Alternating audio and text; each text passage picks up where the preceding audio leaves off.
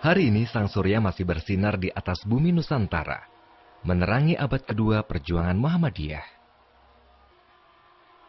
Muhammadiyah adalah pembaharuan, pemurnian Islam demi kemaslahatan umat. Kiai Haji Ahmad Dahlan memetik gagasan ini dari pemikir seperti Muhammad Abduh Al-Afghani, Rasyid Ridho, dan Ibnu Taimiyah saat menimba ilmu ke Mesir pada usia belasan tahun. Di tengah kemuraman kolonialisme Belanda masa itu, pemikiran Islam modern memberi beliau harapan dan keyakinan akan masa depan yang lebih baik bagi umat Islam Indonesia. Tak mungkin Islam lenyap dari seluruh dunia, tetapi tidak mustahil Islam hapus dari bumi Indonesia. Siapakah yang bertanggung jawab? Bagi Kiai Haji Ahmad Dahlan, spirit pencerahan ini adalah panggilan ilahiyah agar menyuruh umat Islam kembali pada kemurnian Al-Quran dan Hadis dan senantiasa beramal baik. Beliau lalu mendirikan Muhammadiyah di tahun 1912 dan membangun gerakan di 4 bidang, yaitu tablik, sekolah, pusat kesejahteraan umat atau PKU, dan pustaka. Ketika dasawarsa pertama kepemimpinan Kiai Haji Ahmad Dahlan dilanjutkan hingga dasawarsa kedua oleh Kiai Haji Ahmad Ibrahim, perwujudan gagasan Muhammadiyah tetap berjalan sinergis. Jauh sebelum Indonesia mencapai kemerdekaannya, Muhammadiyah telah berhasil mengangkat harkat derajat umat Islam Indonesia. 4 bidang yang menjadi pilar Muhammadiyah pun ikut menopang sejarah Indonesia.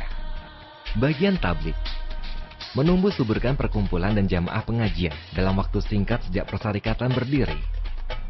Lembaga bimbingan dan penyuluhan agama seperti Badan Penyuluhan Perkawinan pun segera berdiri.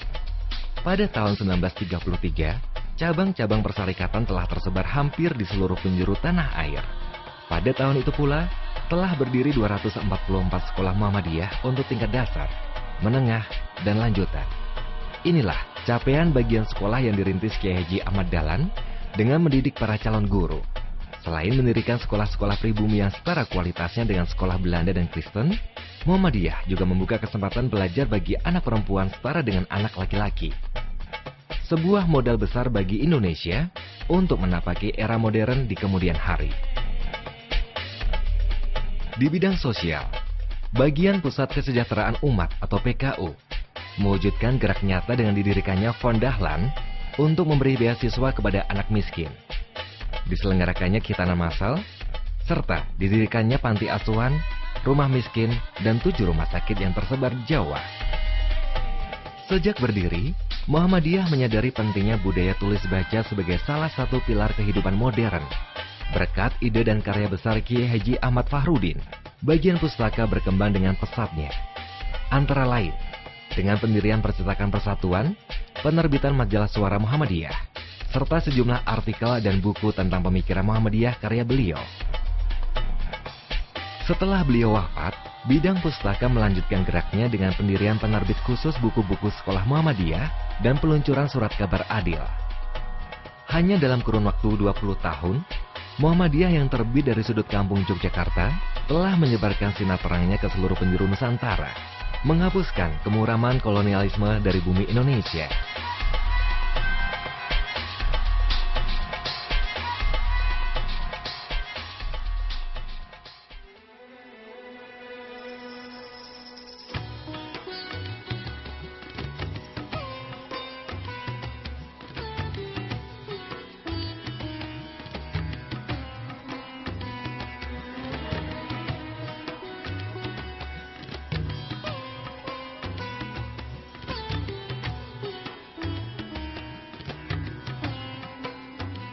Kini 100 tahun sudah, Muhammadiyah berkiprah dalam amal ma'ruf nahi munkar.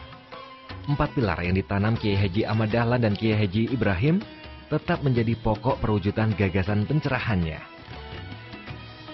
Seiring dengan semakin besar kiprah persyarikatan, 4 bidang utama itu kini berkembang menjadi 16 bidang yang ditangani oleh majelis dan lembaga.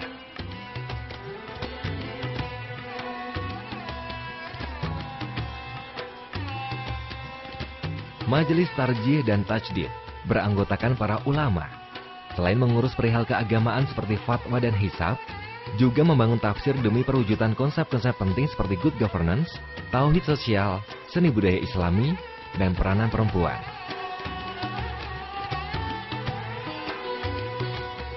Majelis Tablik dan Dakwah Khusus memberdayakan masjid dan menyebar benih kemurnian Islam tanpa kenal batas hingga ke suku-suku terasing. Majelis Pendidikan Tinggi, Penelitian, dan Pengembangan. Penguatan kelembagaan perguruan tinggi Muhammadiyah, membangun pusat keilmuan dengan mendukung akademisi, praktisi, dan intelektual muslim.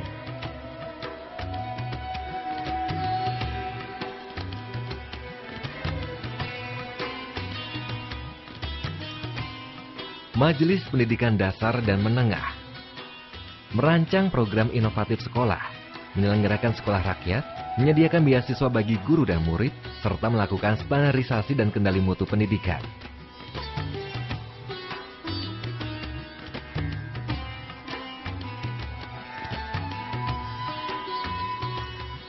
Majelis Kesehatan dan Kesejahteraan Masyarakat, pengembangan panti sosial, asuransi kesehatan dan sosial, pusat konseling dan rehabilitasi nafsa, serta pengembangan ilmu kesehatan dan standarisasi lembaga kesehatan Muhammadiyah.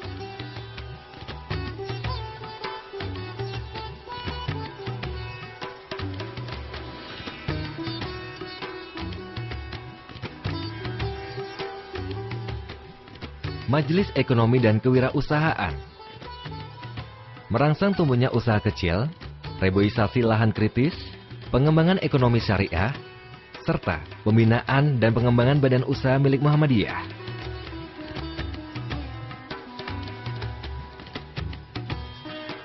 Majelis Wakaf dan Zakat Infak Sodaqoh cermat mengamankan harta wakaf persyarikatan, serta mengelola zakat infak sodaqoh secara produktif dan amanah.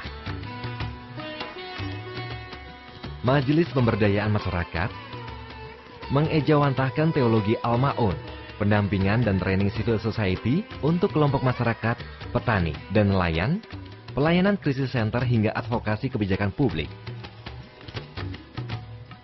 Majelis Pendidikan Kader menempa ideologi, membina organisasi otonom persyarikatan, serta menggalang simpatisan dan anggota.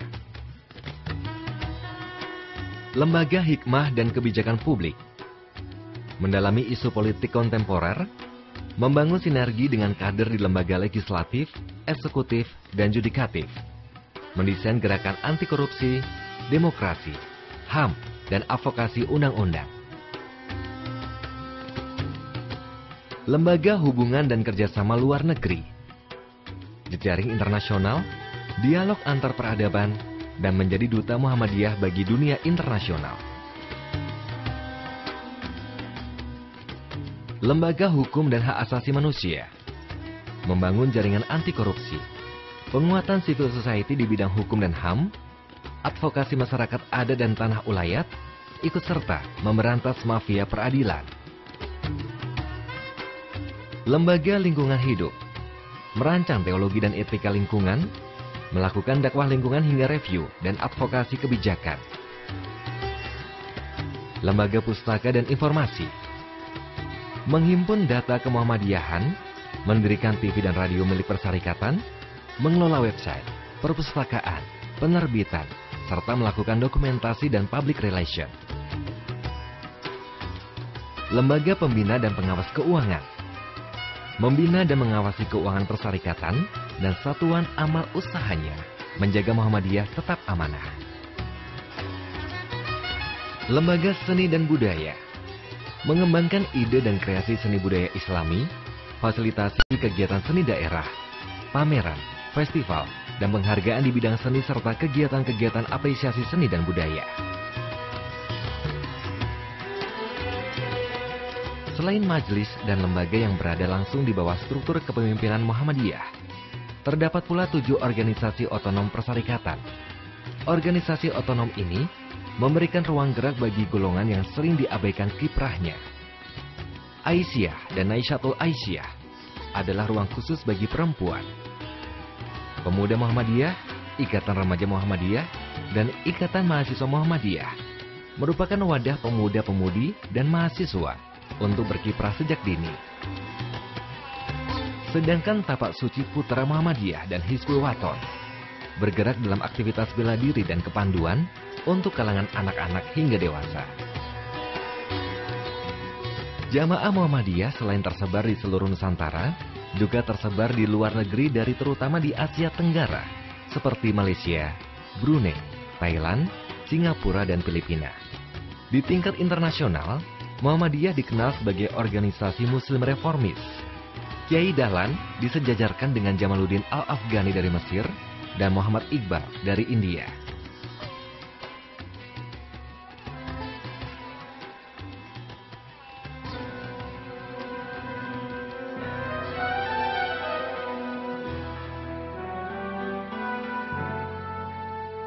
Kebesaran dan kekokohan Muhammadiyah yang bak gajah raksasa hendaklah dianggap sebagai modal untuk meraih kiprah yang lebih besar. Tidak hanya untuk Muslim Indonesia, melainkan juga Muslim dunia. Muhammadiyah akan terus mendorong kemajuan ke segala arah. Bidang dakwah, pendidikan, kesejahteraan dan pustaka yang telah dirintis sejak awal adalah jiwa bagi peran-peran baru Muhammadiyah di masa datang. Dilandasi dengan teologi amaliyah al-ma'un, gerakan Muhammadiyah insya Allah akan membawa kemaslahatan bagi umat dunia.